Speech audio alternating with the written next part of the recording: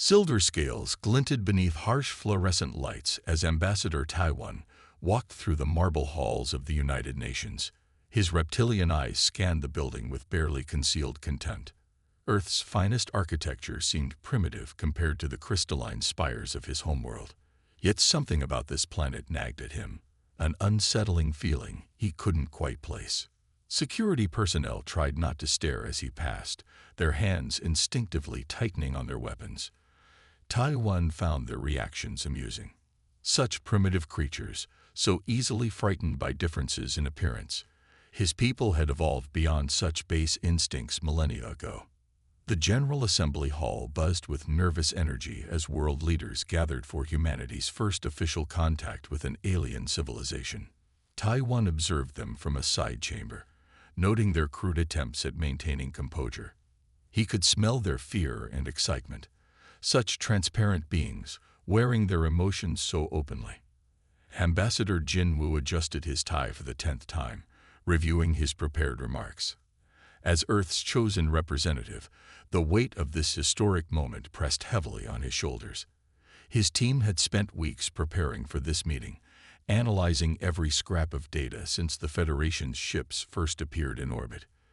The chamber fell silent as Taiwan entered, his ceremonial robes flowing like liquid metal. The assembled diplomats stared in a mixture of awe and apprehension as he took his position at the podium. Jin Wu noticed how the alien's posture radiated superiority. This wasn't going to be the friendly first contact humanity had hoped for. Esteemed representatives of Earth, Taiwan began, his universal translator rendering his clicks and hisses into crisp English. The Galactic Federation welcomes you to the greater community of spacefaring races. His words were diplomatic, but his tone carried an edge of condescension that set Jin Wu's teeth on edge. As Taiwan continued his speech, Federation survey data began appearing on the chamber's screens. Detailed scans of Earth's resources, population centers, and military capabilities. Jin Wu's unease grew. This wasn't a diplomatic presentation. It was an assessment of Earth's value as a potential acquisition. The Federation ambassador's next words confirmed his fears. Your species shows promise, but you are young. Your technological development is uneven, primitive in some areas, yet surprisingly advanced in others. Taiwan's scales rippled in what Jin Wu recognized as their equivalent of a frown. We've observed your rapid progress in quantum computing and artificial intelligence. Most concerning. Murmurs spread through the assembly as the implications sank in. The Federation hadn't come to welcome Earth. They'd come to evaluate a potential threat. Jin Wu rose to speak, maintaining his diplomatic composure despite his growing anger. Ambassador Taiwan, humanity appreciates the Federation's interest in our development. However, we are capable of determining our own path forward. Taiwan's response was immediate and cutting. Your confidence is admirable, but misplaced. We have guided dozens of young species to maturity. Some required firmer guidance than others. His scale shifted to a darker shade, a warning signal Jin Wu's team had documented during their preparations. The tension in the room ratcheted higher as Taiwan displayed more data, this time showing Earth's ongoing conflicts, environmental challenges, and social issues. Your species can barely maintain peace among yourselves. How can you hope to join the galactic community without proper guidance? Jin Wu noticed several military officers in the audience exchanging glances. They'd all seen this before, the pretext for colonization wrapped in the language of assistance and civilization. The Federation offers structure, order, and advancement, Taiwan continued. In exchange for certain resource considerations, of course. This is a generous offer. Others have received far less favorable terms. The threat wasn't even veiled anymore. Jin Wu stood again, his voice firm. Ambassador, while we welcome peaceful contact with the Federation, Earth is not seeking a guardian. We are capable of managing our own resources and determining our own future. Taiwan's scales rippled in what humans would later learn was amusement. Your species is young, he declared, his voice carrying an almost parental tone of disapproval. You need guidance. The Federation will provide it. His eyes swept the assembly, whether you desire it or not. The chamber erupted in protests, but Taiwan simply raised a scaled hand for silence. We will allow you time to consider your position. The Federation is patient with young races, usually.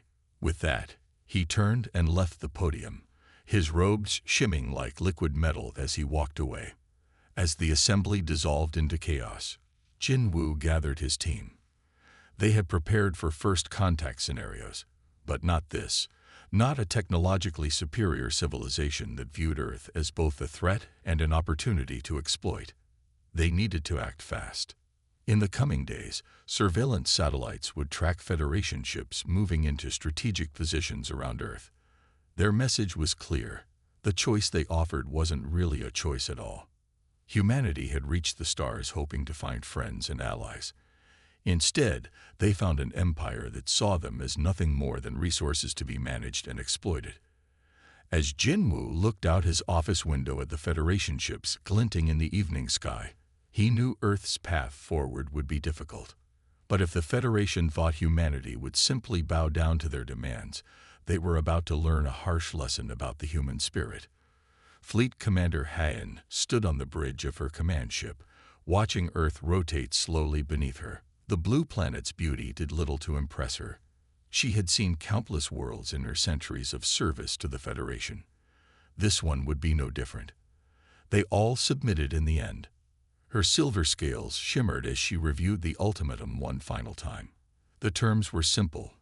Earth would surrender control of its resources to Federation oversight or face the consequences. The humans had been given 3 months to consider their position since first contact. Now it was time for their answer.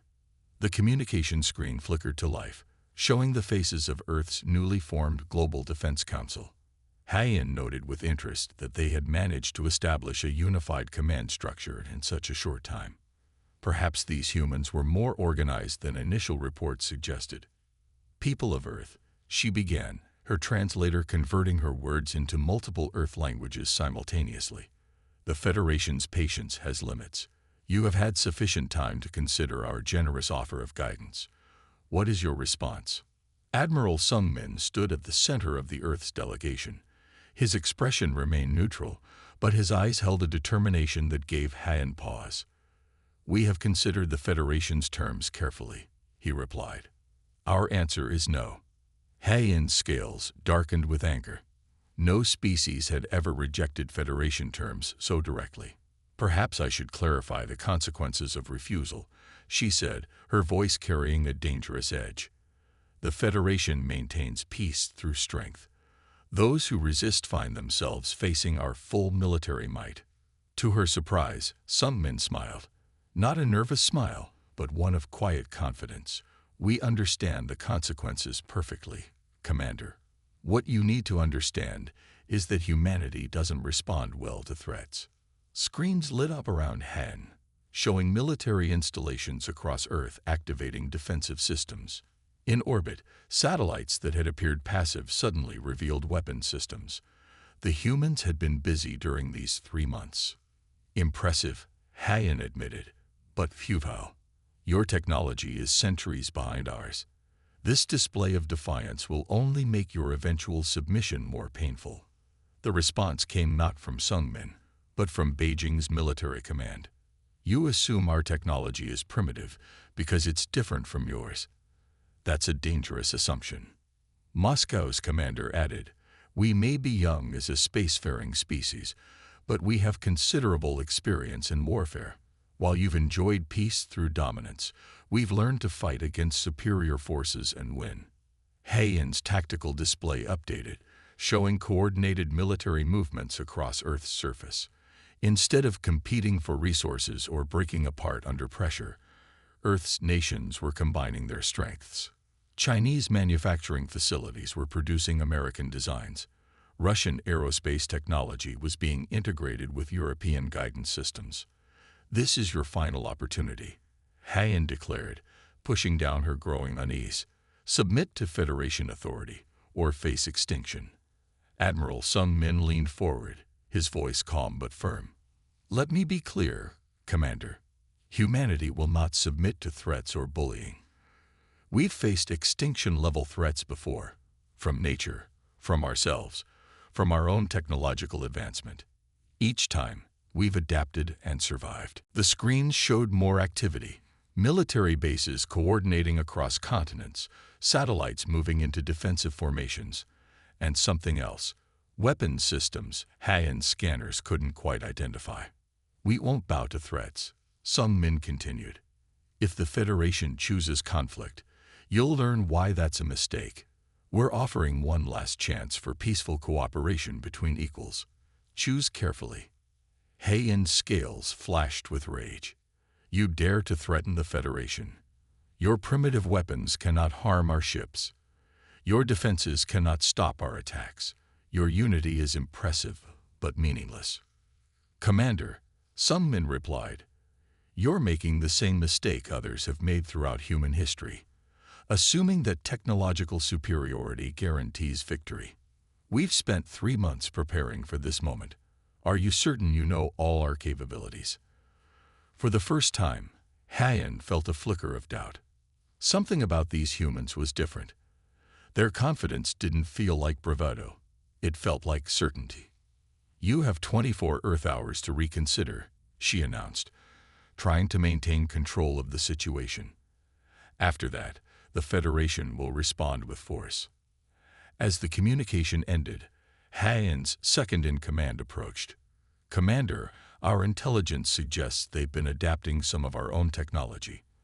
The humans learn remarkably quickly. Heian dismissed the concern with a wave. They've had 3 months. No species can advance that quickly. But as she watched Earth's unified military forces continuing their preparations, a new thought troubled her. What if these humans were different? What if the Federation's standard approach to dominating young species wouldn't work here? She pushed the doubt aside. The Federation had never failed to subjugate a target world. Earth would fall in line, or it would fall. There was no third option. In the command center below the United Nations, Admiral Sung Min turned to his fellow commanders. They'll attack tomorrow. Are we ready? The answers came back from around the world. Humanity was as ready as it could be. They had spent 3 months preparing for this moment, knowing the Federation would never accept a peaceful refusal. Let them come, Sung Min said quietly. They'll learn what happens when you corner humanity. We don't just fight back. We win.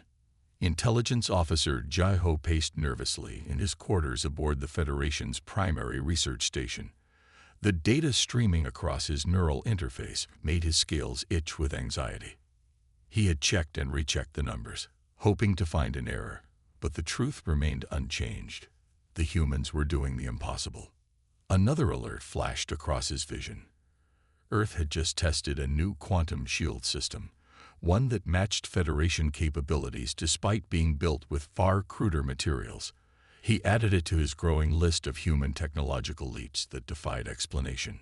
Research Director Yuna entered his quarters without announcing herself, her scales showing the pale green of extreme agitation. Have you seen the latest data from Earth? She asked, not bothering with formal greetings. I'm looking at it now, Jaiho replied. Their development curve is exponential. They're not just copying our technology, they're improving it. Yuna activated the room's holographic display, filling the air with streams of data. Look at this, she said, highlighting a series of human experiments. They took our basic shield designs and completely reimagined the underlying principles. Instead of following our refined methodologies, they tried dozens of crude approaches simultaneously. Jaiho watched the data flow, his unease growing. Most of those approaches should have failed. They did fail, Yuna confirmed. But the humans learned from each failure. They're not afraid to be wrong. They just keep trying new things until something works. The display shifted to show human neural network designs.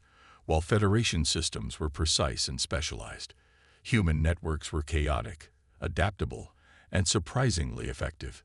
They sacrificed efficiency for flexibility, allowing their systems to tackle multiple problems in ways Federation scientists had never considered.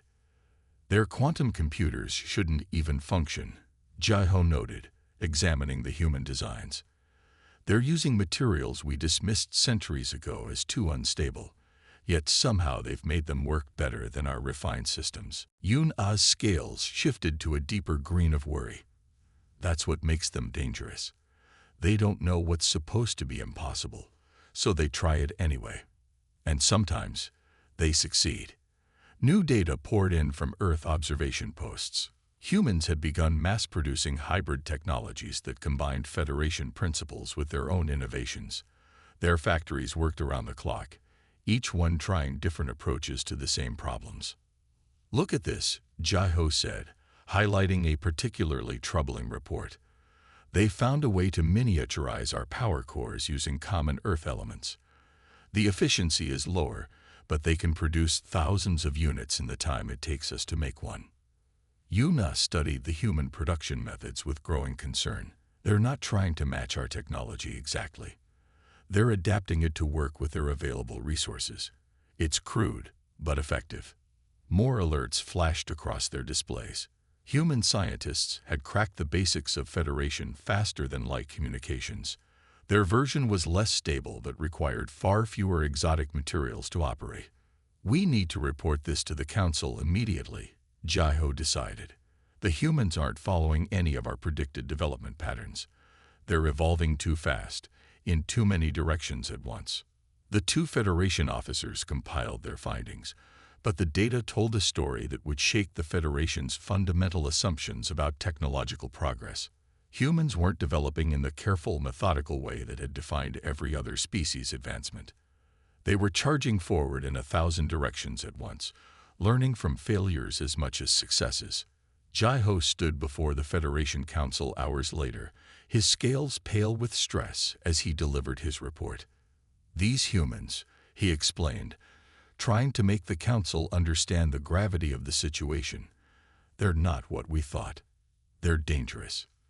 The Council members stirred uneasily as he continued. "They don't respect the proper order of technological development. They take our advanced designs and find ways to build them with primitive materials. They sacrifice precision for speed and quantity. Their methods are unpredictable and chaotic, but undeniably effective." Yuna added her own observations. "Their adaptability exceeds anything we've seen before. While we perfect single solutions, they develop dozens of alternatives. Their technology is crude by our standards, but it works, and they're improving it at an alarming rate." As the Council absorbed this troubling information, new reports arrived from Earth.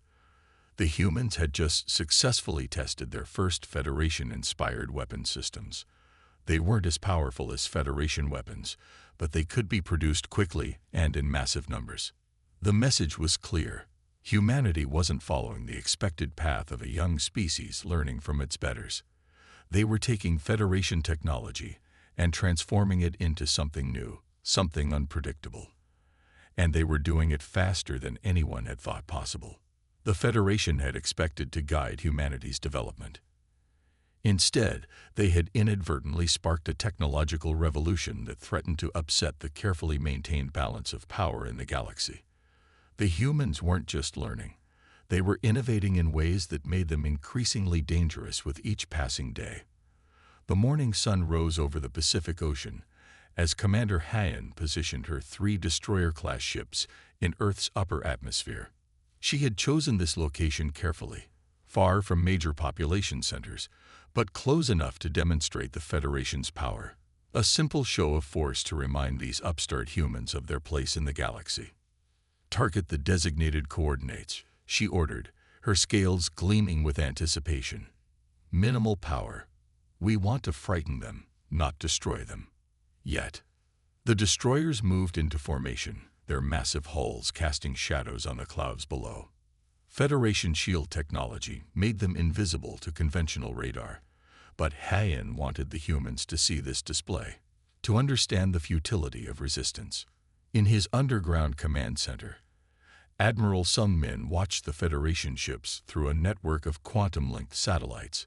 His team had spent months preparing for this moment, knowing the Federation's arrogance would eventually lead to a demonstration of force. All defense systems ready, his tactical officer reported. Quantum disruptors are charged and tracking targets. Rail gun batteries show green. Plasma weapons are hot.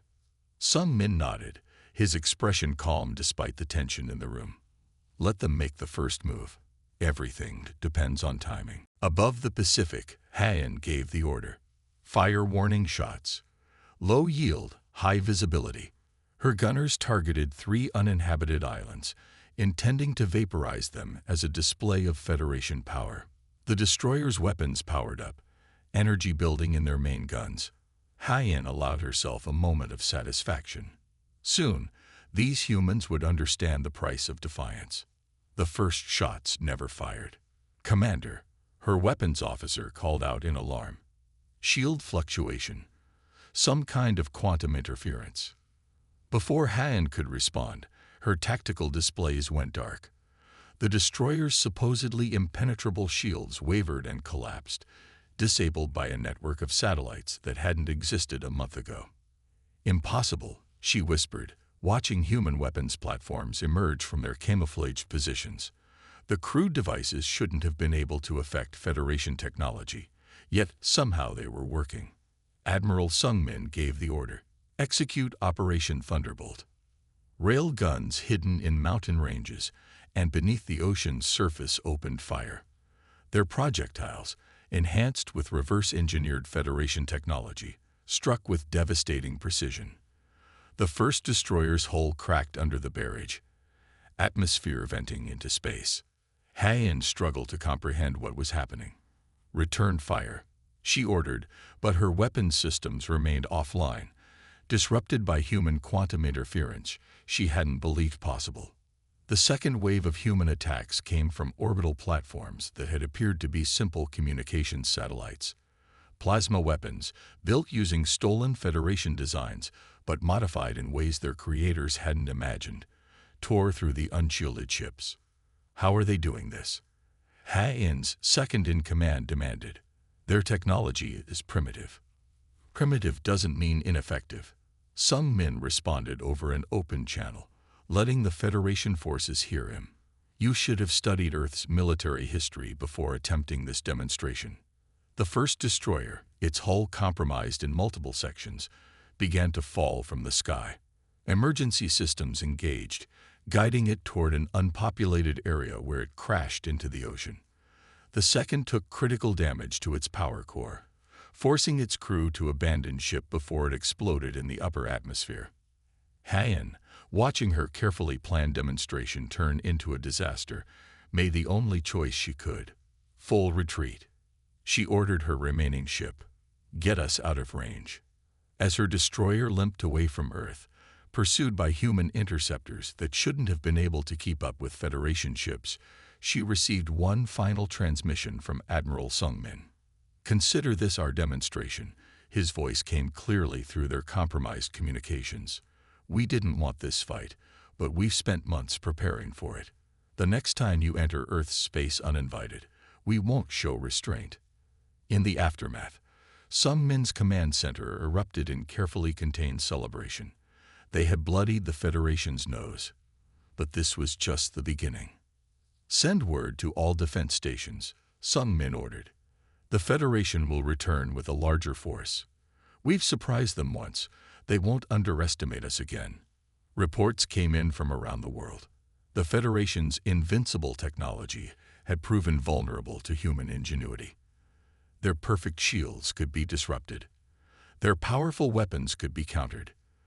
Their advanced ships could be damaged by weapons they had dismissed as primitive. As recovery teams moved to secure the wreckage of the fallen destroyers, Sung Min knew humanity had just changed the rules of engagement. The Federation had expected to find an easy target. Instead, they had awakened a sleeping giant, one that had spent millennia preparing for war without even knowing who their enemy would be. The third destroyer fled back to Federation space, carrying with it a message that would shake the galaxy's power structure. Humanity would not be conquered easily. They had taken the Federation's technology, improved it in ways its creators hadn't imagined, and turned it against them. The real war was about to begin, and humanity was ready. Deep beneath the Rocky Mountains, Dr. Min Seo stared at the holographic display showing their latest breakthrough. The captured Federation technology pulsed with an eerie blue light as nanites swarmed around it, taking it apart piece by piece while scanning and analyzing every component. The Federation thinks their technology is perfect, she told her team, watching the nanites work. That's their weakness. They stopped innovating centuries ago because they thought they'd reached the peak of development. Around her, the underground lab hummed with activity. Scientists from every nation worked side by side, breaking down Federation tech and rebuilding it in ways its creators had never imagined. The air crackled with energy as they tested new weapons and defenses. "Look at this," her assistant called out, pointing to a simulation. Their latest version of adaptive armor was performing better than expected. When hit with Federation weapons, the armor didn't just resist damage. It learned from each impact, becoming stronger where it was weakest. Min Seo moved through the lab, checking on various projects. The predictive AI targeting system had evolved beyond their initial designs. By combining human neural network architecture with Federation computing power, they'd created something entirely new, a weapons system that could anticipate enemy movements seconds before they happened.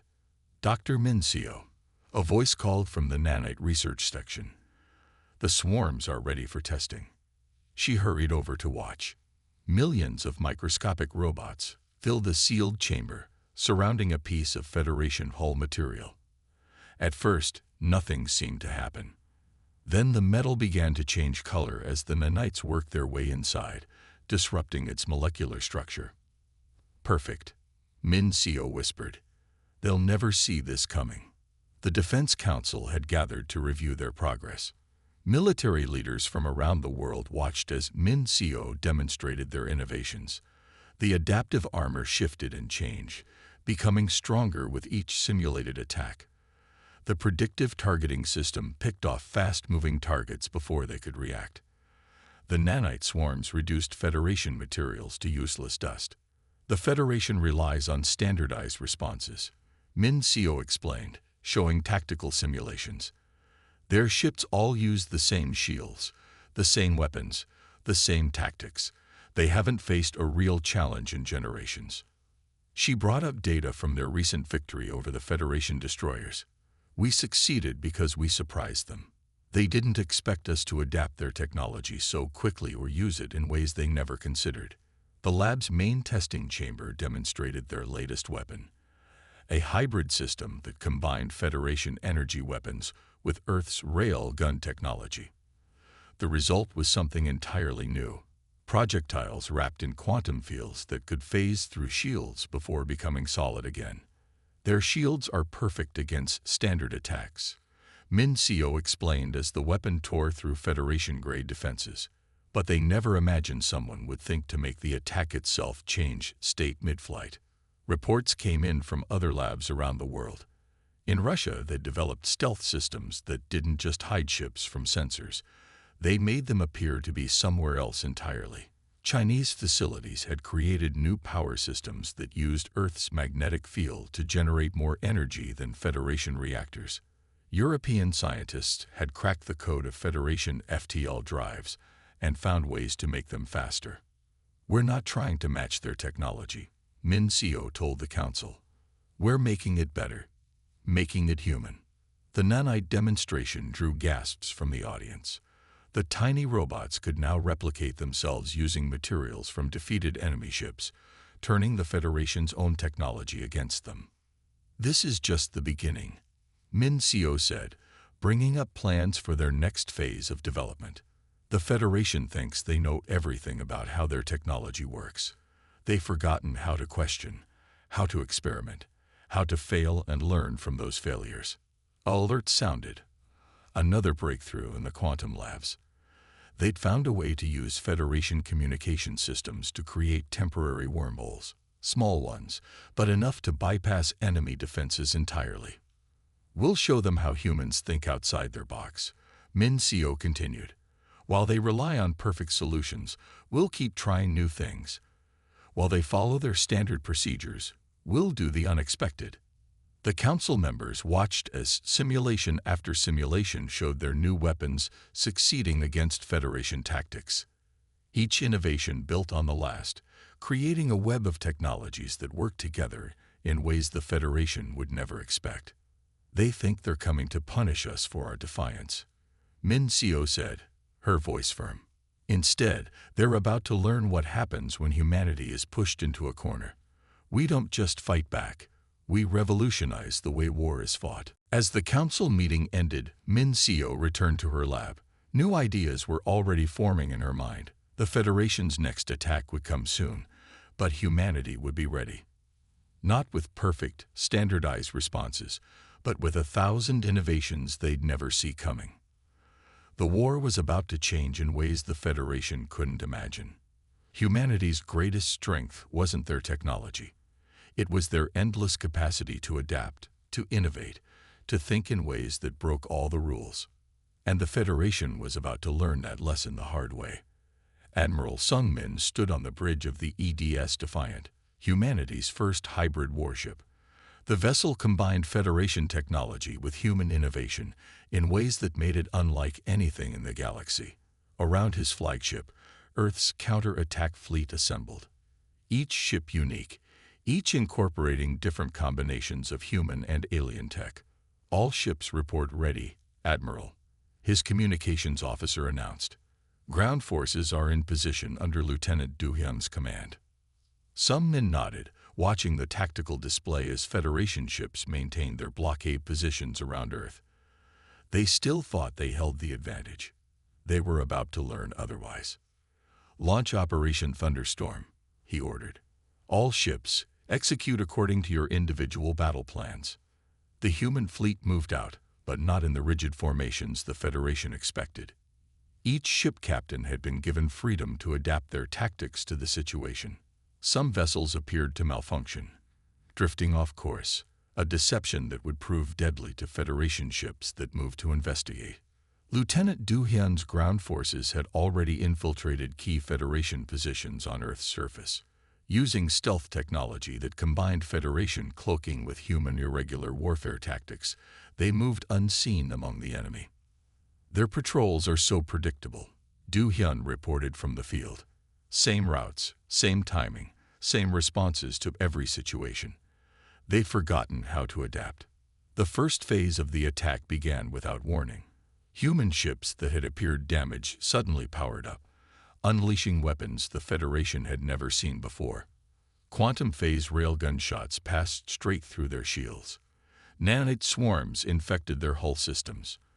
Eye-targeting computers predicted and countered their standardized evasive maneuvers.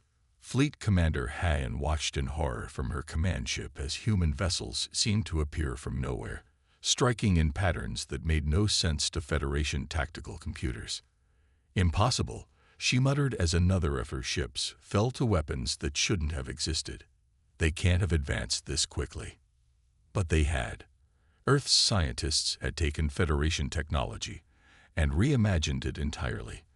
While Federation ships stuck to proven tactics, human vessels performed maneuvers that their own crews would have considered insane, using their hybrid drives in ways the Federation had never imagined possible. Delta Squadron, execute attack pattern chaos, some men ordered. The ships responded by breaking formation, each one acting independently while somehow maintaining perfect coordination. Federation targeting systems couldn't predict their movements because there was no pattern to predict. On the ground, Du Hyun's forces struck at Federation bases. They didn't try to match the aliens' superior technology directly. Instead, they used guerrilla tactics enhanced by captured tech. Soldiers in adaptive armor appeared from nowhere, disabled Federation equipment with specialized nanites, and vanished before the enemy could respond. They're adapting their tactics, Hayan realized too late. Every time we counter one of their strategies, they switch to something new. Her tactical officers struggled to keep up as human ships used their own technology against them in increasingly creative ways. Some men watched as the Federation fleet's perfect formation began to break apart. Their rigid command structure became a weakness. Every decision had to go through proper channels, Every response had to follow standard procedures. By the time they authorized a counterattack, the humans had already moved on to new tactics. Their shields are calibrated for energy weapons, Du Hyun reported after another successful raid. They never expected us to use projectile weapons enhanced with their own quantum technology. They don't know how to respond when we change the rules of engagement. Federation losses mounted as the battle continued. Their superior technology meant nothing against an enemy that refused to fight according to their expectations. Human ships danced through their formations, striking from impossible angles, using weapons that bypassed their defenses entirely. All ships, execute Phase 3, Sung Min ordered. The human fleet scattered, seemingly in retreat. Federation vessels moved to pursue, exactly as planned. They never saw the trap until it was too late. Quantum mines, hidden by human stealth technology, detonated throughout the Federation fleet. Not with simple explosions, but with precise pulses that turned their own shield frequencies against them. Ships that had seemed invincible moments before found themselves defenseless. How are they doing this? Hayan demanded as another wave of human attacks struck home. Her remaining ships tried to regroup, but the humans had learned to predict their standard responses. Every Federation maneuver was met with a counter they never saw coming. The battle raged for hours, but the outcome was clear. Federation forces, for the first time in centuries, faced an enemy they couldn't overcome through superior technology alone. Human innovation had turned their own advantages against them. Signal the retreat, Hayan finally ordered, watching her fleet crumble under the relentless human assault. All ships fall back to secondary positions. But retreat proved as difficult as advance. Human ships seemed to anticipate their withdrawal routes, striking from angles the Federation had never defended against. Du Hyun's ground forces had thoroughly infiltrated their bases, turning their own defense systems against them. As the remnants of the Federation fleet fled Earth's space, Sung Min allowed himself a small smile. They had proven what humanity was capable of when pushed too far.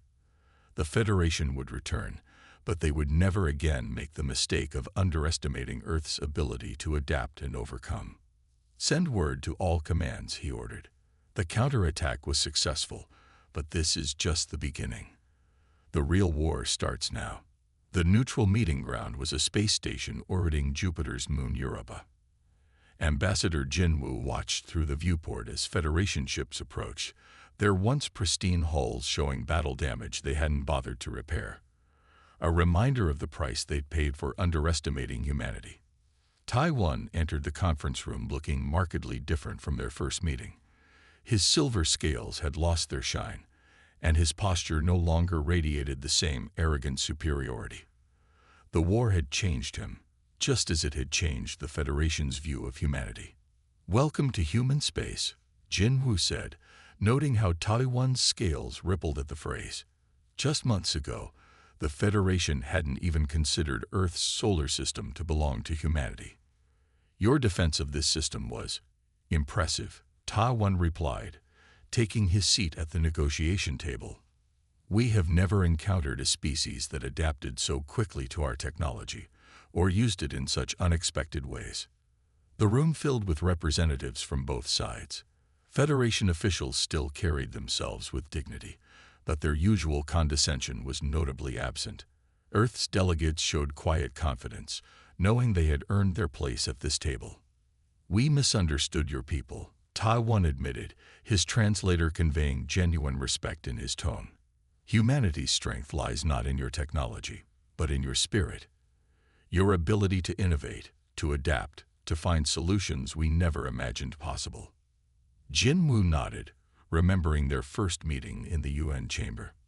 The Federation's mistake was assuming that technological advancement follows a single path. Humanity has always found its own way forward. The peace terms were presented. The Federation would recognize Earth and its solar system as sovereign territory. Humanity would gain equal status in the galactic community, free to develop their technology and expand into space without interference. "Your hybrid chips," Taiwan noted during the discussions, "they shouldn't have worked. Our engineers still cannot understand how you merged such disparate technologies. Because you stopped looking for new possibilities, Jin Wu explained. The Federation achieved perfection in its technology and stopped innovating. Humanity never stops trying new approaches, even when they seem impossible. The treaty took shape over hours of negotiation. Trade agreements were established, technological exchange protocols were defined, and security arrangements were made. But underlying every detail was a new reality. Humanity had earned the Federation's respect through force of arms and ingenuity. "There is one thing we must understand," Taiwan said as they neared the final agreement. "How did your people unite so quickly against us? Most species fracture under pressure." Jin Wu smiled. "You gave us a common enemy. Throughout human history, nothing has united us faster than an external threat. We may fight among ourselves, but we stand together against outside aggression." The final terms were ready. Earth would maintain its revolutionary military developments, but agreed not to share them with other species. The Federation would open its scientific archives to human researchers, recognizing that they might use that knowledge in ways no one had considered before. "Your species is young," Taiwan said, repeating his words from their first meeting, but with a very different tone. "But we were wrong to see that as a weakness. Your youth gives you strength, the strength to question, to innovate, to surpass limitations we thought were fixed." Jin Wu took up the treaty document. "Remember this lesson," he said as he signed humanity's name to the agreement. "Humanity doesn't take kindly to threats. We never have, and we never will." As the signing ceremony concluded, both delegations moved to the station's observation deck. Earth was visible as a distant blue dot, peaceful now but forever changed by its first interstellar conflict. "What will humanity do now?" Taiwan asked, watching Earth's ships patrol the space around the station. Each vessel was unique, a testament to human creativity. "We'll do what we've always done," Jin Wu replied. "Explore, learn, innovate. But now we'll do it among the stars, as equals with the other spacefaring races." The Federation ships departed first, leaving human space with more respect than they had entered it. Earth's defenders maintained their vigilance. Peace had been achieved, but humanity would never again be caught unprepared. As Jin Wu prepared to return to Earth, he took one last look at the stars. Humanity had earned its place among them, not through age or advanced technology, but through determination, adaptability, and the will to resist oppression. The galaxy would never be the same, and neither would humanity.